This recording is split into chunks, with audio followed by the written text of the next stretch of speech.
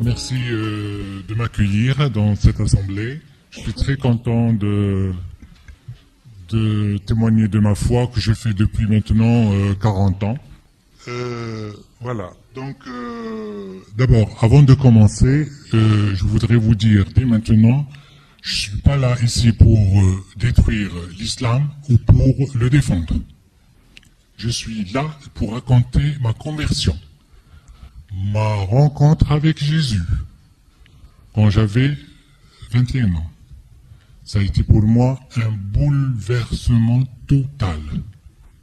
Je n'ai jamais pensé à arriver à cet état. Jamais. Certes, je suis né dans l'islam, je dirais de tradition arabo-musulmane, islamique, etc., etc. Donc je suis né en... J'ai grandi dans l'ambiance, bien sûr, maghrébine. Et voilà. Donc j'ai fait mes études, j'ai terminé mes études normalement. Et c'est là que, après, à 21 ans, je me posais beaucoup de questions. Qui suis-je? Donc j'ai pas eu beaucoup de problèmes pour ma conversion. Quand j'ai dit à mon père qu'à 21 ans que je crois que je suis en train de faire un bouleversement spirituel dans ma vie, et comment est venu ce bouleversement? Eh bien, par hasard, par une radio arabe qui est diffusée de Monte Carlo, depuis Monte Carlo, et j'ai suivi par hasard en été, dans les soirées d'été, quand j'étais en vacances, je suivais par hasard ces émissions évangéliques en arabe. Et c'est là ma découverte, mon bouleversement, quand j'ai entendu que Dieu est amour. Que je n'ai jamais entendu me le dire dans l'islam aussi. L'islam me disait toujours que Dieu est miséricordieux. Je n'ai jamais entendu qu'un musulman me dirait que Dieu est amour, agapé, dans le sens agapé, al-mahabba. Dieu est amour. Alors, en sortant de l'université, j'ai fait mon service national et à cette occasion que le Seigneur a commencé à travailler en moi, comme je vous ai dit, l'éruption de Jésus dans ma vie. C'est incroyable, incroyable. À partir de la parole, j'écoutais tous les jours les émissions. Mon père m'interdisait à un moment donné, il m'a dit, qu'est-ce que c'est, tu es fou, qu'est-ce que tu es devenu? Je dis, je sais pas. Je suis happé par cette voix qui me parle de Jésus. Tous les jours, j'écoutais, tous les jours, presque une année et demie. Et après, j'ai senti quelque chose dans mon cœur. J'ai senti l'Esprit Saint. L'Esprit Saint qui me rafraîchissait, qui me donnait de la douceur, de plus en plus, de plus en plus. Et ça commençait par mon désir de connaître les chrétiens, de connaître, parce que dans ma ville, il n'y avait personne, il n'y avait pas de chrétiens. Et une fois, je ne sais pas, le Seigneur nous envoie des fois des intermédiaires pour qui se fassent connaître à nous. Il existait par contre une maternité de bonne réputation, dirigée par des religieuses. Eh ben, il se trouve que une de ses sœurs était amie de mon père. Et qui est venue pour des travaux de voiture, tout ça, elle est venue nous voir à la maison. Et c'est là que je l'ai rencontrée. Et ça a commencé en moi, ce désir. Alors, ma mère me la présente comme une religieuse et tout ça. Et ben, je lui dis vraiment, je suis en train de chercher à lire la Bible. Je dis, ma sœur, est-ce que vous pouvez me donner la Bible? Elle était réticente. Attention, l'évangélisation, ça peut porter préjudice. Et je lui dis, ma soeur, je voudrais lire la Bible. C'était un peu difficile parce qu'elle ne voulait pas qu'on la prenne pour une prosélyte. Elle a hésité au départ et m'a dit, je verrai plus tard avec un prêtre. Et effectivement, elle m'a fait connaître le prêtre qui était prêtre de l'église, qui était seul là-bas, le père qui est devenu plus tard mon parrain. Et je suis allé le voir pour affranchir la porte d'entrée, ça a été très difficile pour moi. Vous voyez la peur, l'angoisse pour affranchir vers la porte de l'église. Et je l'ai fait. Je l'ai fait parce que le Seigneur me poussait à aller jusqu'au bout. J'ai eu le courage et je suis rentré et j'ai trouvé ce père. Et c'est de là qu'a commencé toute mon histoire. J'ai été baptisé en 1986 à huis clos par ma marraine était et mon parrain c'est le père. Et j'étais quand même baptisé à huis clos dans une montagne en cachette. Voilà. Et puis après je suis allé à... J'ai enseigné au lycée pendant 4 ans, et c'est là, qu'est-ce que je fais En 94, j'ai connu un lazariste, le père qui est venu à... Il m'a donné le livre de Saint Vincent de Paul, la spiritualité du XVIIe siècle envers les pauvres, puisque Saint Vincent de Paul était il est le prototype de la charité chrétienne en France. Et j'ai aimé ce charisme, l'amour des pauvres, et la formation des prêtres. J'ai lu ce livre et il m'a beaucoup attiré. Une semaine après, en 94, je suis rentré directement au séminaire où il y avait notre maison de formation.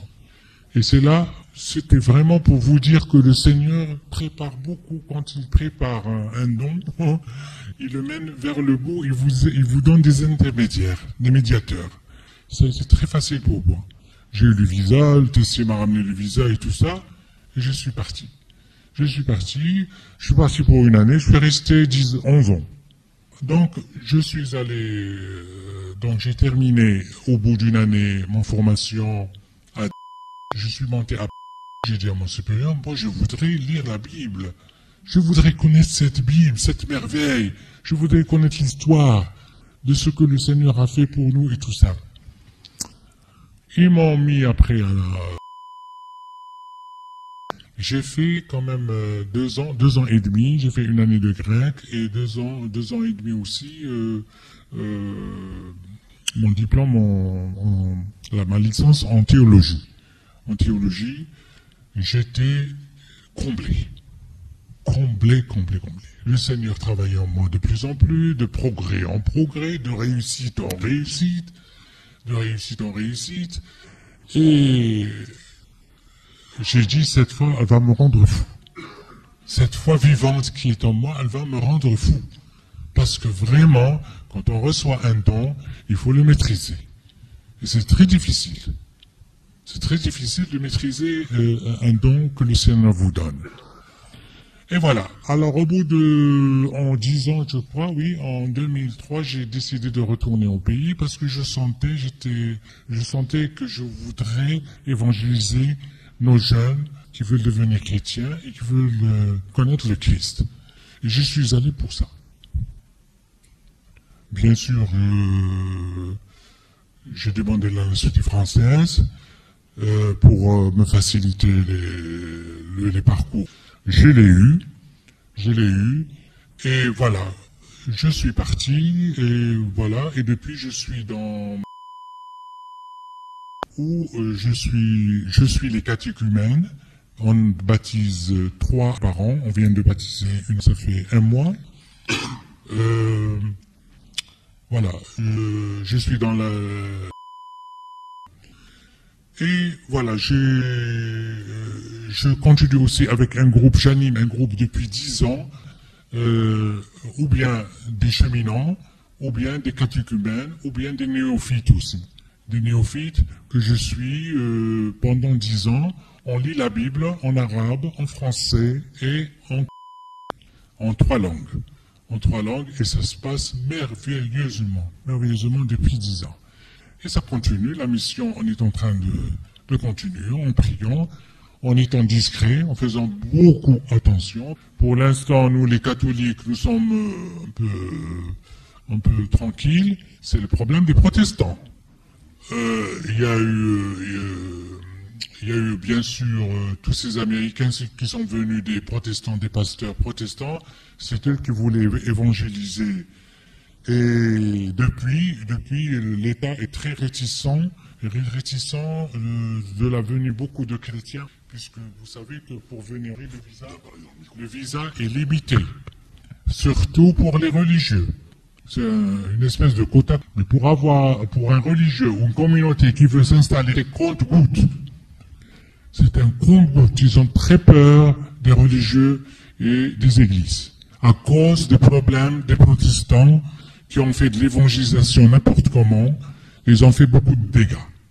Et les Américains, pasteurs américains, qui faisaient de l'évangélisation dans les restaurants, ça fait beaucoup de problèmes et de propagande. C'est pour ça que, bon, maintenant l'État fait la différence entre les catholiques et les protestants. Avant, elle ne faisait pas. Mais de toute façon, ils sont des chrétiens comme nous. Hein? Ils sont des chrétiens comme nous à protéger aussi. Voilà, dans cette ambiance, j'ai vécu. Mais depuis Jésus, depuis 40 ans, Jésus ne veut pas me lâcher. Je suis toujours avec Jésus. Et je suis, malgré les problèmes, malgré les persécutions, je vais vous raconter une anecdote. Je me baladais une fois en pleine ville, au souk. Et voilà, quelqu'un m'appelle en arabe. Jésus-Christ, Yassou al-Masih. Alors je ne voulais pas répondre parce que je sais que ça va faire un grand dégât. Il va y avoir la révolution. Et je savais qui c'est. C'était mon voisin qui était islamiste et tout ça. Mais j'avais pas peur. J'avais pas peur de toute façon. Le Christ est en moi. Je n'ai jamais eu de peur. Je vous assure que cet esprit, ça c'est un cadeau du ciel. Et l'Esprit Saint et l'Église vivent avec ce poumon, qui est l'Esprit Saint. S'il n'y avait pas l'Esprit Saint, vous n'êtes pas là, vous n'êtes pas là, vous n'êtes pas là, on n'est pas là. C'est lui qui rassemble, c'est lui qui fait tout. Voilà.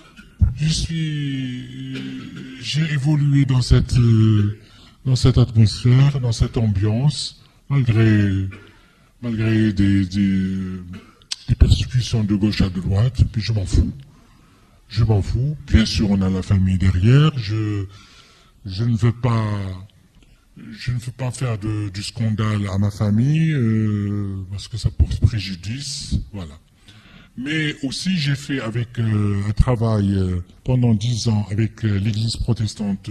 J'ai fait un travail de la traduction de la Bible parce que nous sommes pour l'inculturation. On veut prier dans notre langue et annoncer Jésus-Christ dans notre langue. Donc, on a fait, avec un groupe protestant catholique, on a fait la traduction de la Bible. De Nouveau Testament, on a 100%. Et nous, en Ancien Testament, on a 75%. Et si vous voulez m'écouter, j'ai un site, nous sommes deux à lire ce travail d'évangile, parce que nous ne voulons pas les mettre dans les tiroirs et les cacher, nous voulons l'annoncer. C'est pour l'évangélisation des musulmans. Et beaucoup nous écrivent les commentaires, ils sont stupéfaits d'écouter Jésus-Christ en arabe ou chanter Jésus-Christ en arabe et l'évangile en arabe. Mais c'est pas tout le monde qui est d'accord. On nous écrit commentaires, mais qu'est-ce que c'est que ce scandale? Qu'est-ce que c'est? Il y a une Bible en arabe. Alors il y a des chrétiens, il y a des autres qui se posent des questions. Il y a beaucoup qui se posent des questions. Voilà. Alors j'ai un pseudonyme. J'ai fait un pseudonyme où je réponds aux commentaires. J'essaye d'apaiser les gens, d'apaiser les consciences, de comprendre aujourd'hui. Il n'y a pas que l'islam, il y a autre chose où on peut être heureux. Il n'y a pas que dans l'islam qu'on peut être heureux. On peut être heureux aussi dans l'islam, bien sûr, c'est les semences du verbe. Mais les semences du verbe, c'est pas la pensée islamiste. La pensée islamiste ne fait pas partie des semences du verbe.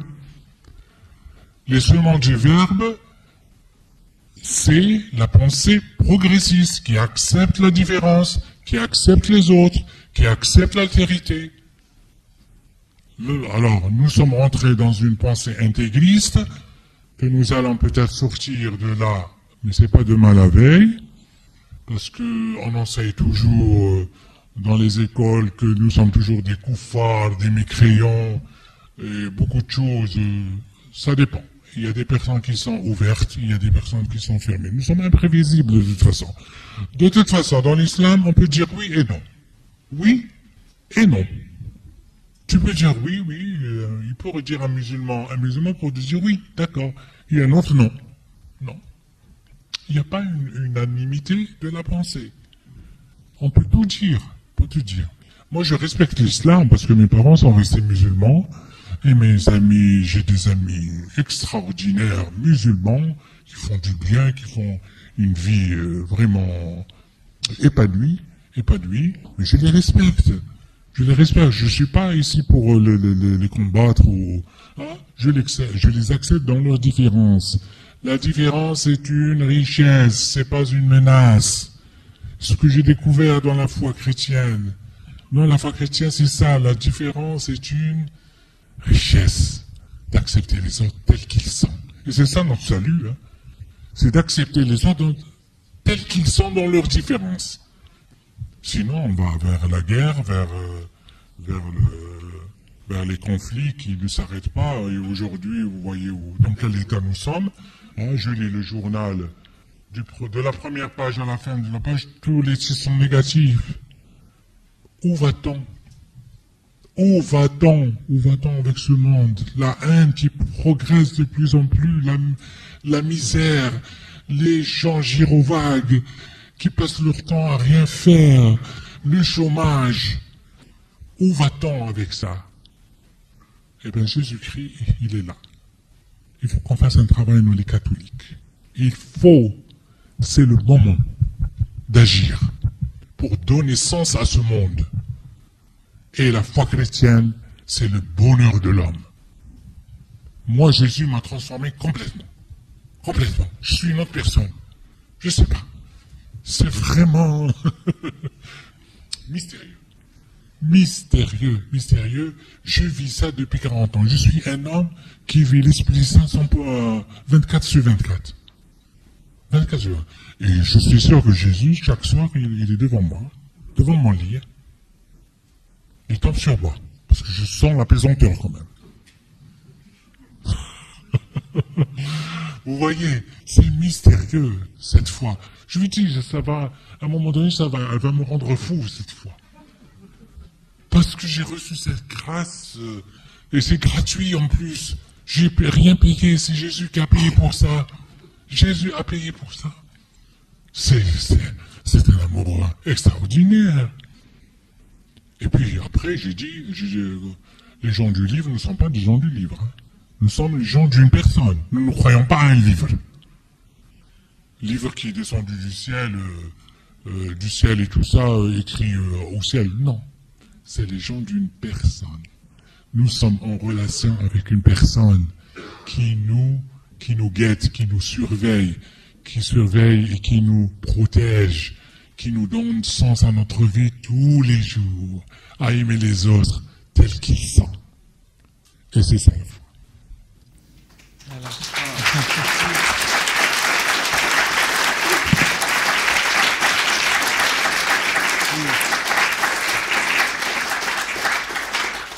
J'ai fait un chant, ce chant m'habite depuis 40 ans, depuis que j'ai fait ce chant.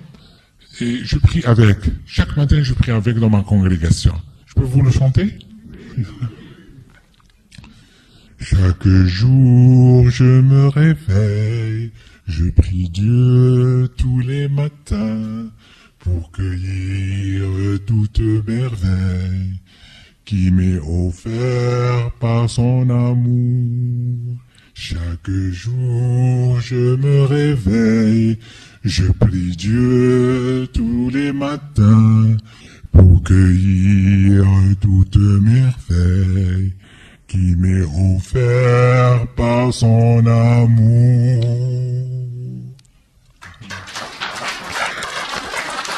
Alléluia. Je pense qu'il y a beaucoup de gens qui voudront vous demander tout plein de choses. Donc, je suis prêt pour répondre. De toute façon, ce courant de la conversion, c'est commencé en 80. Moi, je l'appelle le réveil spirituel vers le Christ. Le réveil spirituel vers le Christ dans tout le Maghreb. Le Maroc, l'Algérie, la Tunisie et la Libye. Et il y a beaucoup de conversions actuellement. Vers, bien sûr, le protestantisme, hein, catholique minorité. C'est peu. Il faut qu'on travaille beaucoup. Vous dites que les protestants, manifestement, ont beaucoup plus de résultats dans leur évangélisation. Pourquoi ont-ils plus de conversions que nous? Qu'est-ce qu'ils font de différent? Ah, les protestants, c'est autre chose. Ils sont beaucoup sur les mass médias, sur l'image, sur le son, l'image, les couleurs, le son et la louange. Ils ont beaucoup le don de la louange et c'est très... et puis, ils s'accordent sur nous. Vous savez que nous, les Méditerranéens, nous sommes trop gestuels. On aime beaucoup le gestuel. Nous sommes très gestuels et on aime beaucoup le gestuel. On prie beaucoup la louange. Moi, j'ai assisté à un monde fou, tout un bâtiment. Et les gens prient avec des gestes, avec des paroles, avec tout ça. Et c'est ça qui attire. C'est au niveau culturel, un petit peu. Hein. C'est très vivace, c'est très... ce que nous, ils nous reprochent les latins, enfin l'église latine, que la messe est trop calme, il n'y a pas de chant, il n'y a pas rien du tout. Alors voilà, ce qu'ils nous reprochent. Justement, je connais un confrère à vous, si je puis dire, qui s'efforce là-bas, je ne donnerai pas de nom, qui s'efforce effectivement de convertir, et qui confirme que les protestants font beaucoup de boulot sur place, mais effectivement, ils baptisent très vite. Le catéchuménat est assez bref. Ça, c'est le premier point. Le deuxième point, il dit aussi que l'Église, là-bas, ne sont pas très favorables à l'action de conversion, qu'ils sont assez frileux. Oui. On fait beaucoup attention maintenant, les catholiques. Mais nous continuons à baptiser en cachette, en discrétion. Nous avons 3 baptêmes par an. Nous continuons, la mission continue. On ne peut pas arrêter, c'est pas possible. C'est pas possible. L'évangélisation continuera tant que l'Esprit Saint est vivant. Tant que l'Esprit Saint, jusqu'à la fin des temps, nous continuerons à baptiser. Même si ça déplaît aux autorités. Voilà. Puisque c'est eux qui veulent, avec leur liberté et conscience, qui veulent baptiser. Parce que nous ne les cherchons pas. Nous n'allons pas les chercher. C'est eux qui viennent vers nous. Vous voyez? Et nous essayons d'aborder un dialogue, mais nous ne nous baptisons pas vite. Parce que quand vous baptisez vite, ils quittent vite. Parce qu'il n'y a pas de formation. Et c'est ça le problème des protestants. Les problèmes des protestants, il n'y a pas de formation, il n'y a pas de cheminement, il y a vite... c'est le nombre qui compte. C'est comme les musulmans. C'est le nombre qui compte, il faut multiplier. Alors que nous, c'est pas le nombre. Nous sommes le levain dans la pâte. C'est le petit. Le petit, c'est le levain de la pâte. L'essentiel, nous, c'est la qualité de l'âme. On n'a pas besoin du nombre. On n'a pas besoin du nombre. Et nous ne sommes pas une entreprise de recrutement. Hein. Je vous fais savoir, hein. On le dit. Hein. Nous ne sommes pas une entreprise de recrutement. On n'est pas ici pour recruter les gens. On est ici pour l'écouter, ce que l'Esprit dit dans leur cœur. Et on essaie de discerner avec eux pour arriver à un résultat. Il y en a qui arrivent au baptême, et il y en a qui n'arrivent pas. On a cheminé avec quelqu'un la veille de son baptême, il n'a pas voulu baptiser. Il allait se baptiser le lendemain. On l'attendait, il m'a dit, je ne suis pas prêt. Et pas jusqu'à présent, il n'est pas baptisé. Parce qu'on respecte la liberté humaine. La conscience, la liberté, on n'est pas là pour s'imposer, on est là pour proposer. Comme faisait Jésus. Il est là pour proposer, il n'est pas pour s'imposer. Sinon, c'est la dictature. Hein. Oui. Heureuse de te voir ici, je suis là. Ah oui. Là où ça, là. Alors, tu confirmes juste une information, c'est que quand même les protestants ont récolté un travail qui a été fait en amont par les religieux. et ils ont finalisé par les baptêmes. Et ça, c'est un témoignage qui a été apporté par pas mal de protestants sur place. Il y a toujours eu des religieuses qui ont accompagné des gens, mais qui n'ont pas annoncé. Je parle des catholiques, exactement. Et forcément, quand les protestants sont arrivés, eh ben, ils ont récolté tout le travail qui a été fait. Maintenant, j'ai une question à te poser. J'aimerais une réponse en toute vérité et en toute sincérité. Ne crois-tu pas que le retard de l'Église catholique est dû à un positionnement politique et qu'aujourd'hui, il y a un réveil et on essaye de rattraper le retard et que malheureusement, il y a eu un moment où on s'est éloigné de notre chemin d'annonce de la parole et aujourd'hui, c'est un sursaut de l'Église catholique par rapport à l'Esprit Saint qui fait le boulot que les religieux auraient dû faire. Voilà ma question. Bien sûr. C'est une vérité.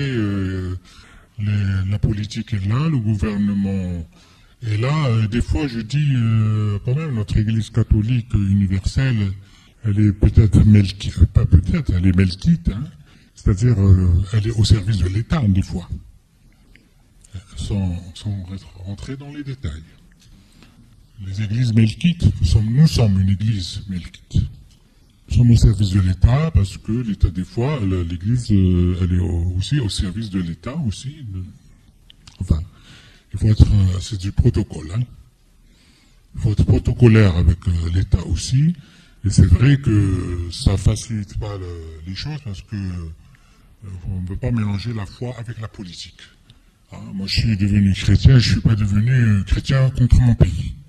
Je suis au contraire. Jésus m'a fait aimer encore mon pays plus encore. J'ai donné à mon pays. J'ai donné encore plus par la foi qui m'a inséré dans ma société. Je suis pas contre. Je suis pas aussi. Je suis intégré complètement dans ma société. Je n'ai aucun problème. Aucun problème. Oui, moi j'ai une question, un peu de curiosité. Il y a 2 ans environ, le pape a signé un accord de réciprocité avec les autorités musulmanes, notamment le grand imam du Caire. Oui. Et dans un but de connaissance réciproque, de diffusion des informations et des connaissances d'une religion à l'autre, dans un but justement de parvenir à la paix. Donc au niveau du Vatican, c'est un accord très important qui n'avait jamais été signé avant. Est-ce que c'est connu cet accord parce qu'il s'applique normalement à toutes les religions de l'islam? Oui, parce que nous travaillons sur la notion de la fraternité aussi, hein. Oui, mais le problème c'est le côté musulman. Moi j'ai entendu que la lettre du pape et de Roina, la lettre n'a jamais été lue par les étudiants d'Al-Azhar. C'est quand même malheureux depuis 5 ans.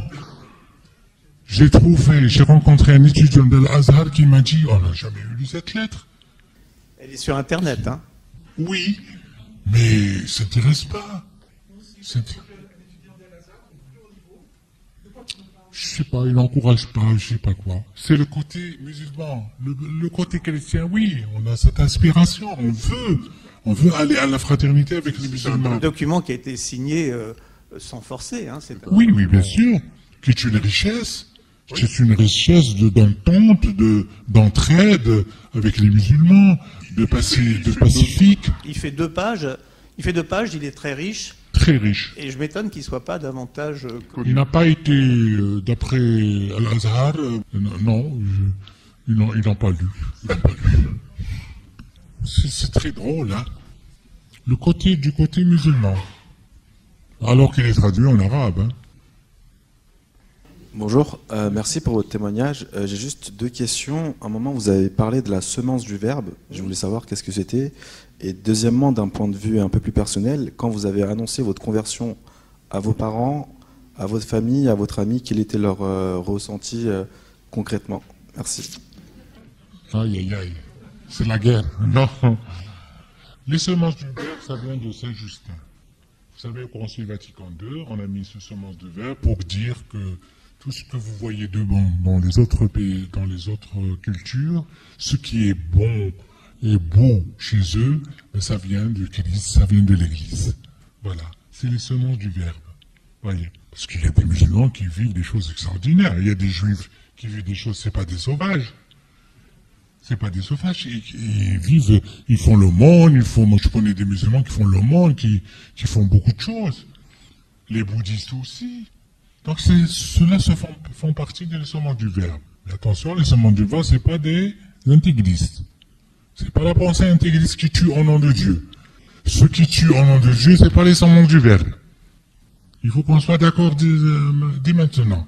Les semences du Verbe, c'est celui qui sème la paix, la bonté, l'amour dans les cœurs des hommes, qui cherche à regrouper les gens, à les mettre dans l'amour, à les mettre dans la simplicité, contre l'orgueil, contre la méchanceté. C'est ça l'amour, l'agapé.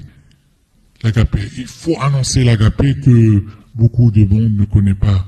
L'amour agapé, l'amour gratuit, l'amour qui pense à l'autre sans condition.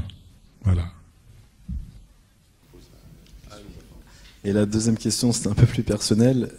Quel était le ressenti de vos parents, de votre famille, de vos amis quand vous avez annoncé votre conversion, pardon, et comment sont les relations aujourd'hui?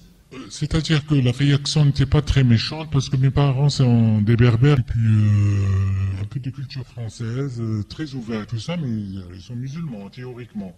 Théoriquement, quand j'ai annoncé, ça a été quand même une stupéfaction parce que il y a chez nous le qu'en dira-t-on, qu'est-ce qu'on va dire et tout ça. Alors mon père il m'a dit qu'est-ce que tu vas être assassiné, qu'est-ce qu'on va faire maintenant? Il m'a dit mon père m'a dit tu me portes préjudice à la famille. À un moment donné. Maintenant, il a évolué. Ils ont évolué complètement parce qu'ils ont vu dans ma vie ma réussite avec Jésus. Ils ont vu le changement dans ma vie. Tout le monde m'aime, tout le monde m'embrasse, tout le monde... Il me dit, mon père, qu'est-ce que c'est que cette joie qui habite en toi? Tu es fou, quoi. Qu'est-ce que c'est que cette paix qui vit en toi? Et toute ma vie s'est arrangée, tout est redevenu dans l'ordre. Vraiment, ce Seigneur, c'est extraordinaire. Il ne faut pas le perdre. Il faut l'annoncer. Il ne faut pas le perdre. C'est un trésor. Jésus, c'est un trésor pour l'humanité. Je vous assure. Allez vers l'avant. N'ayez pas peur, comme disait Jean-Paul II. N'ayez pas, même François. N'ayez pas peur. Allez-y. Annoncez Jésus-Christ. Pas en s'imposant, mais en proposant aussi. Merci. Merci beaucoup, Fabien. Je crois que ce sera vraiment un super bon pour la conclusion.